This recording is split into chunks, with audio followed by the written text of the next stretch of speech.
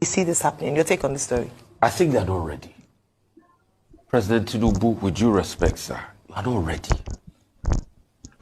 If you don't want this strike, you know what to do to the people or the protests. Engage them. Tell your citizens, see, you know people used to say this thing, you go explain tire. As a leader, you must explain tire. The people did not vote for information minister or Mr. Bayo Ononuga that is abusing everybody, and now Mr. Peter Obi has instituted a suit against him. He said if he doesn't apologize 72 hours, he will sue him. Maybe Mr. Peter Obi was even listening to the show. You must engage. At first, you don't engage your people. You came, you don't engage. This President Tinubu has been president. How many interviews have you seen? Over a year. How many sit-downs? You don't engage your people. We don't know your mind. You come, you give recorded statements, speeches, well choreographed. That's not what the people want. They want engagement. They want to hear you, that you feel them. I put an option earlier on yesterday. I said President Tinubu can do a syndicated Twitter Spaces. Syndicated across every platform. Engage the young people. Have conversations. It's not by sending security agents everywhere to say, oh, remember what happened in NSAS. And for security agents reminding us what happened in NSAS, hell yeah, we also remind you of what 2012. Why was there no violence? There was no chaos now. You shut the country down for 2 weeks. There was no chaos. So stop using NSAS as a benchmark. We had protests in this country in 2012. Nothing happened. So protests can actually be peaceful. Occupying Nigeria was peaceful, except for one killing of Demola Yaya Baton. In fact, people had carnival-like atmosphere at the Ganifa Park in Ojota. So stop bringing reminders of NSAS. Truth has to be told. A president needs to engage his people. And it's not these handlers that will keep speaking. President Tinubu, you still have the time now to do it. You still have the time now to do it. Don't let your advisors mislead you by saying, no, don't worry, we'll handle it. They are never in your best interest. Your advisors are in their own best interest. They think about themselves. You are just a tool to make their dreams work.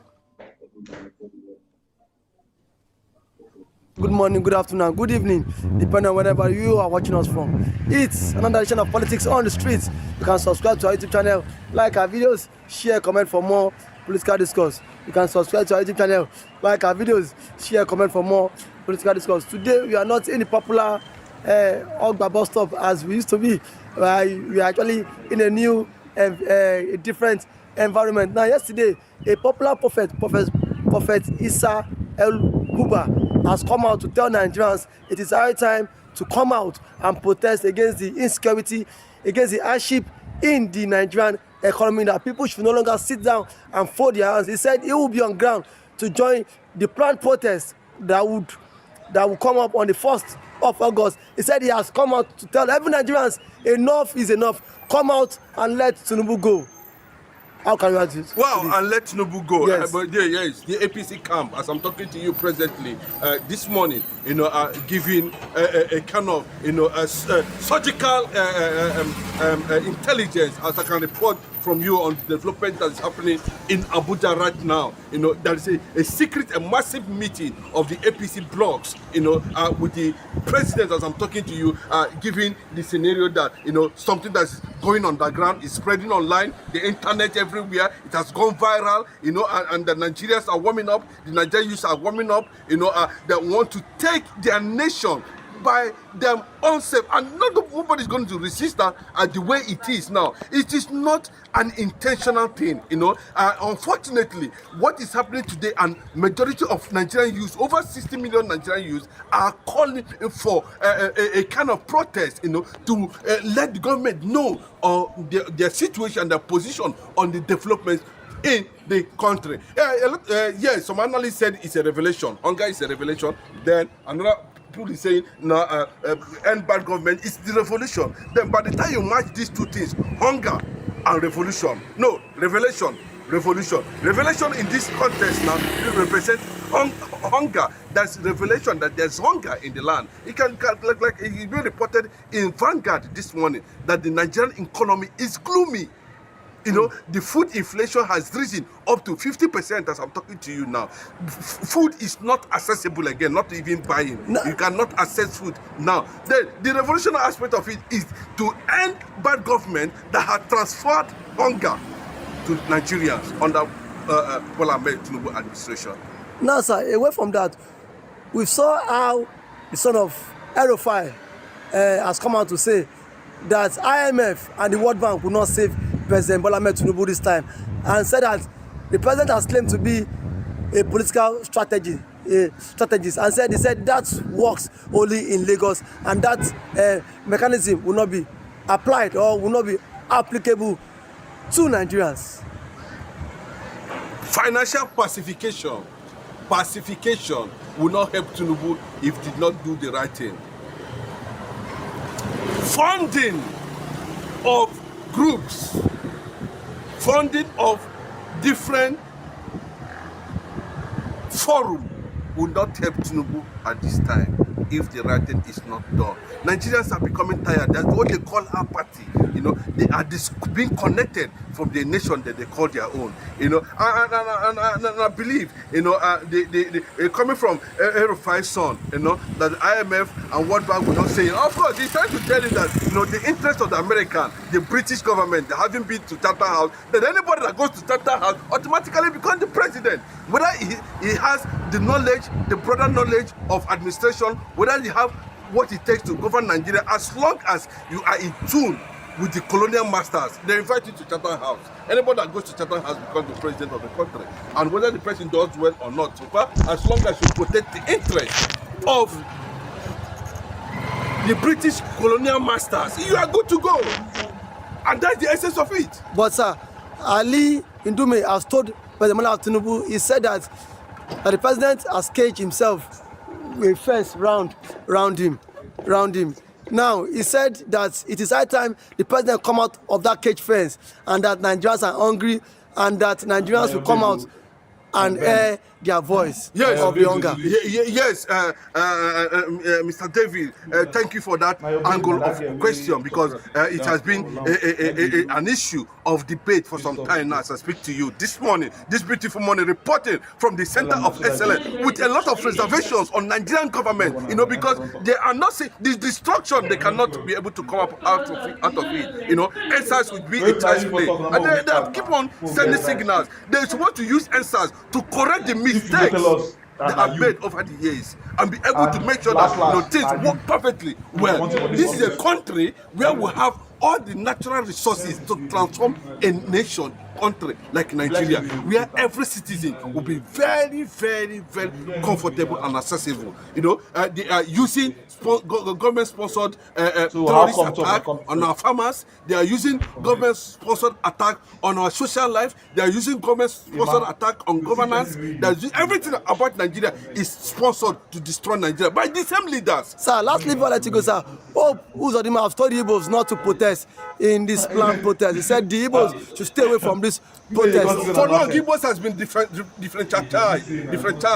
You know, there's this apathy and sensibility and understanding that Igbo is not part of Nigeria. And it's just the Igbos making, even though they have labored over the years, you know, to spread their struggle and their existence, you know, among Nigerians, among Nigerian statehood. You know, but it is not working. They are not being given that. They have not been given that privilege. I can tell you categorically what has transpired over the years. But this is not a platform because of our time to begin to look into that. You know, so if that sentiment around reservation cannot to come from the Biafran land, from the eastern part of the country, you know, that they are not supposed to be part of any movement or rally or protest that will engineer any form of unrest, because the Igbos will always be targeted. Look at the answers. They almost hipped it on Nnamdi Kanu. That is in Nnamdi Kanu that is behind the protest. You can see the sentiment. So Igbos have understand the sentiment against them, and if they are not going to be part of the protest, well, that is less for them to decide. sir, at the end of the day. But Oposonima himself has banned protest in Imo State. Nobody can ban protest. He banned it. He said nobody should protest against because President you know Tinubu. that's all they always come up with. You know, the security, the ID, the military hierarchy are already doing like this now because of the security report of what is coming. No, they cannot stop it. Any attempt to use bullets on protesting Nigerian youths, will spell doom, because that will see the rise of Biafra. Are you ready for the protest, for the planned protest? The security is responsibility of everyone. Okay. Change, like I always said, I cannot be an elephant and I march on the tail of a mouse and I watch and laugh and celebrate. Then I am part of the oppressor. Nigerians are watching as government continue to trample on the citizens.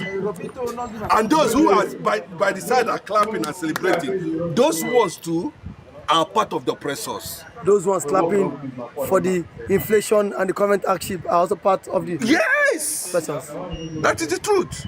And until we move on from that angle and begin to have a holistic condemnation and the reasons why Nigeria should move forward. See, they only base the leadership of Nigeria based on ethnicity, based on religion, based on that. And look at it, where we are today. I wish Nigerian youths were able to do a proper repeat of the success they enjoyed. They are enjoying today. Sir, last thing for let's go. Now, do you think it's because of the Kenyan protests that has also engineered the Nigerian youth to come out and okay or speak up this time around? If you look at the Kenyans, and after I've labored for a young man to become the president, not this old ponds, that call themselves presidents, if you're in the midst of them, you cannot see road because they will stir up the mud inside the pond. That's what they do. So if you join them to be part of the pond, to be inside the pond, you cannot see road because they use their wuru to stir up the mud. An ordinary man cannot see. Nigerians youths are not seeing. And that is why they are moving to the next step now. So what Kenyans has done is that after celebrating the success of William Ruto, the man came back and started implementing drastic and deadly IMF and World Bank policies that has crippled Africa. They rejected it. They said, get out, we are ready for you, Ruto, you're a young man. No, we can't take it. And that's what the revolutionaries, we have them in Nigeria. I don't want to mention names. I believe that we have the revolutionaries, we have ethnic laws in all nationalities in Nigeria. Thank you. Once they stand up, Nigeria cannot be able to curtail them. Thank you for that wonderful submission from our wonderful guest.